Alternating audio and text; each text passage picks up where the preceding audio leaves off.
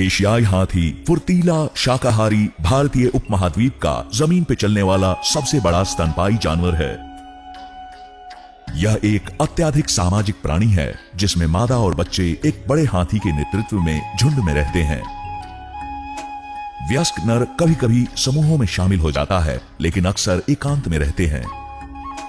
हाथी हमेशा बड़े झुंड में रहते हैं, इसलिए उन्हें विशाल अधिवास की आवश्यकता होती है, जिसका साफ अर्थ ये है कि वे संरक्षित क्षेत्रों के साथ जंगल के बाहर भी विचरण करते हैं। बढ़ती मानव बस्तियों का उनके प्राकृतिक क्षेत्रों में विस्तार होने के बाद इनके आवासों में पिछले वर्षों में काफी बदलाव आया है।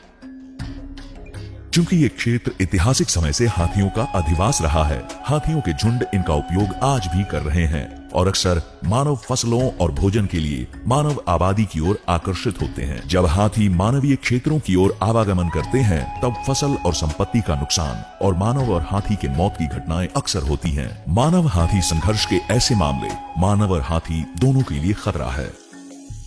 क्या करें और क्या नहीं करें? यह सुनिश्चित करें कि गांवों के आसपास विचरण करने वाले हाथियों की आवाजाही का रास्ता अच्छी तरह से प्रकाशमय हो। रात में गांव की सीमा के बाहर नहीं घूमना चाहिए, विशेषकर शराब के प्रभाव में उन क्षेत्रों में जहां हाथी अक्सर देखे जाते हैं। यदि आप अपने घर के पास कटहल और केला जैसे फल के पेड़ लगाते हैं, क्योंकि वे हाथियों को आकर्षित कर सकते हैं, तो आपको अतिरिक्त सावधानी बरतने की आवश्यकता है। हाथियों के अधिक आवागमन वाले क्षेत्रों में देसी शराब का सेवन नहीं करना चाहिए। घर के अंदर कोई भी शराब की भट्टी नहीं होनी चाहिए। शराब की गंध हाथियों को आकर्षित कर सकती है। जंगलों से निकलने वाले हाथियों को घेरे नहीं। यदि आप मानव क्षेत्र में हाथियों को देखें, तो तुरंत वन विभाग और प्रशिक्षित सामुदायिक सदस्यों से संपर्क करें।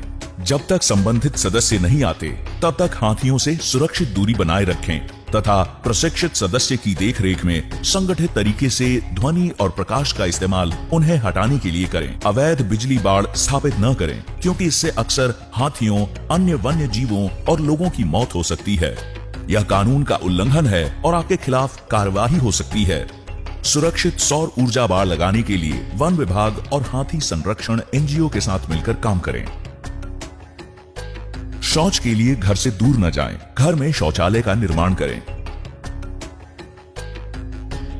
कम प्रकाशित क्षेत्रों जैसे कि कॉफी के बागान, गन्ने के खेत, चाय के बागान आदि में काम करते समय आने वाले हाथियों की निगरानी करने की व्यवस्था करें। साथ मिलकर काम करके हम यह सुनिश्चित कर सकते हैं कि हमारे देश में लोगों और हाथियों दोनों के लिए पर्याप्त जगह हो।